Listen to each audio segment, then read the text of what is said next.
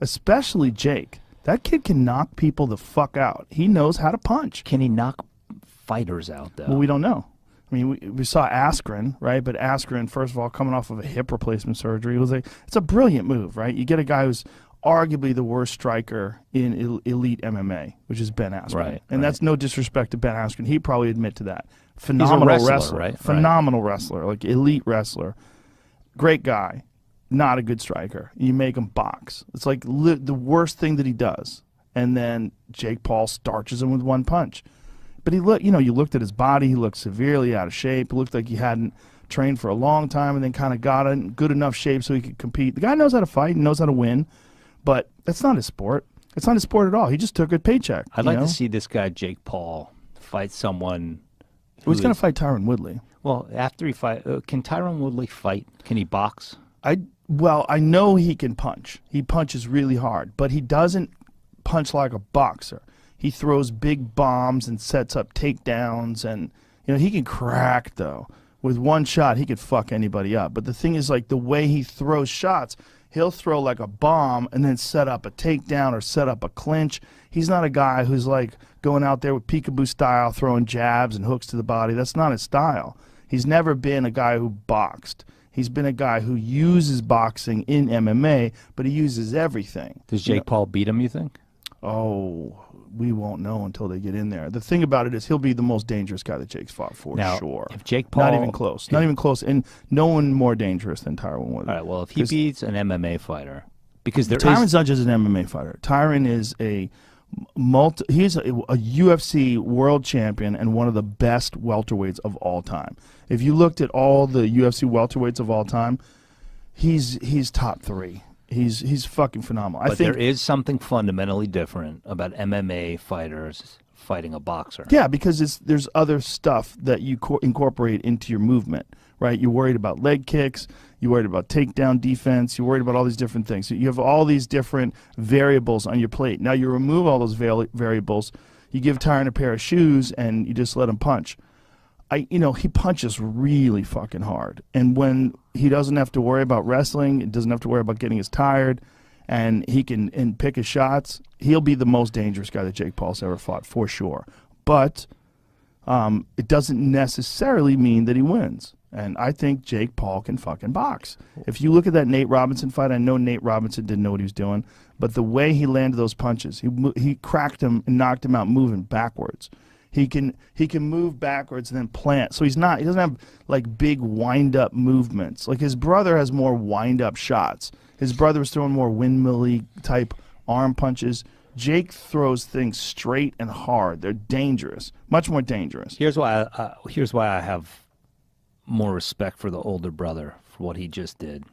Yes, he outweighed him by 40 pounds, but he got in there with perhaps the best fighter to ever get in a ring. I'd love to see how Jake Paul fares against someone similar in size that is a boxer. Yeah. Well, you know what, man? He's only got a couple of fights. Here's how you have to look at him. Look at him like any other guy who only has a couple of fights. If you saw a guy who's coming up and he didn't have an amateur career and he's only had a couple of fights, you'd go, man, he's got some promise. Yeah, no, but these guys aren't in it for the. Are they in it for the long haul to become boxers? Jake says he is. They're in it to become spectacles. But imagine if this guy gets all the way up to a world title fight. Imagine if he actually works his way through some professional boxers. That would be remarkable, wouldn't it? It wouldn't just be remarkable. The fucking money he'll be able to earn. Well, how about fighting a recently retired? You know who would fuck him up right now? Who would fuck him up right now? Are you saying Andre Ward? Well, even because he can't fight. Andre can't fight professionally anymore because he's had some physical problems. But Andre's still in shape. He's recently retired. Maybe he'll get mad. Are you trying to set something up? Look at you looking away. You're like the worst poker player ever. He's like, well, maybe. I just know. I know. Look, that's my brother. I mean, I know that he's like. Has he thought about it? He's thought about it.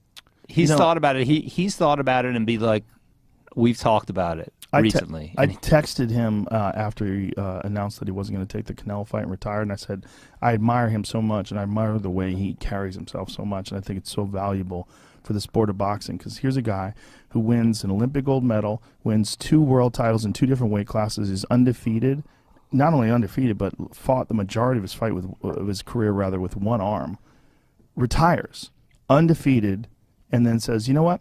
That's it. I will best serve boxing as a commentator and as a representative," and that's what he decides to do. And he's so eloquent and so composed, and he's such a great spokesman for boxing and such a great commentator. Like, I love the fact that he got out with all his marbles, got out with plenty of money, got out with his health. Good. He's, here's the thing about Andre too. When you get to know him, there's a reason why you have respect for him in those ways and others, because you've gotten to know him a little bit. He is a once in a lifetime streaking comet of a human being, and I say that not because of what he accomplished as a fighter, but if you look at his childhood, and he's been out there about the fact that his mother and father struggled with addictions. His father dies suddenly, and he had every reason to go in a completely opposite direction. He is like a brother to me in so many ways, but it's, I'll spend hours on the phone with him just talking about life and existence and everything that you've said about, he's the rare instance of a human being that what's projected about him publicly is only the tip of the iceberg in terms of how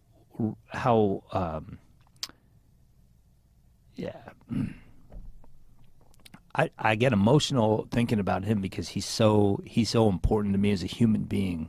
And if you look at his family, he's a guy that all his dreams came true, and to one child to the next, everybody that he touches, he has that impact on. He's a guy that when he makes mistakes, he'll admit his mistakes, and we're both stubborn and have our ups and downs, but I could not be happier to be associated with him. And you're right, a lot of money was put on the table for him to fight Canelo, and James and I still get asked about it, and he has that stick-to-itness. But why would he be willing to fight Jake Paul then?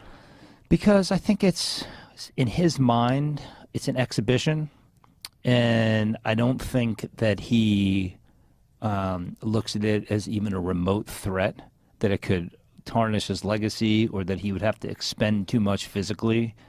I think that he probably is sitting back looking at this and like, you know what? I could now secure not just my children's, but my great-grandchildren's futures. And I could, I think that there's a part of Andre, if you know him well, everything that I've set aside, he's got some dog up in him. If you ever watch his fights, if he gets hit, you'll see him, now I'm going to get you 4 times. He is a mean SOB in the ring. And I think that there's a part of him that sees this and is like, these guys need to be put in their place, and I could do it pretty easily. But do you think that Jake Paul would be willing to fight a guy like Andre Ward, Olympic gold medalist, multiple division world champion, undefeated fighter? No. Who's still young? No. I mean, how old is Andre? 35? Yeah, just turned 35. Yeah. 36. He's still in the prime of his athletic career, or close enough to it. But he's a little banged up physically. He basically, You trying to sell this fight? No, that's what it seems like to me. Not trying to sell it. Seems like you're trying to. I would love for the guy. I would love for Jake Paul to be like, you know what? I'll take that on. So in that, but in my mind, it's like that would never happen. The guy's very risk adverse. I don't know about that. I mean, Tyron's a risk. Tyron Woodley's a real risk, and he's also offering to bet Tyron his purse. He said he'll donate Tyron's purse to charity. I noticed that. Tyron did not take him up on that. Yeah, not good. Yeah, I mean that's I noticed that. I said Tyron is just saying, I'm not saying anything. I think Tyron needs that money. Yeah. I think he's planning 100% on that money, and if he were to lose the fight, it's not good. Yeah. Yeah. So I think he's the biggest threat, though. Hey, listen. Jake has fought. He can knock him out, and I think he's got a legitimate shot at hurting him. I mean, he fucking hits hard, man. And, we were at the UFC recently, and Jake Paul was in the audience, and the whole audience was chanting, "Fuck Jake Paul! Fuck Jake Paul!" And he was laughing and holding his camera up and filming it and shit. And DC got in his face. Yeah. Which I love to see. That was so cool. But it was like, then the story became Cormier confronts Paul. And look, there's part of me that is like, you spend your life racking your fucking brains. How do I make it in this world? How am I going to support my family? What am I going to do to make a difference? So there's a part of it that I get where people are like, and these two fucking kids, what did they do? How did they get famous? I don't know. They pissed people off. Yeah, but they got famous first. This is what's interesting. They got famous first, and then it turns out they can fight.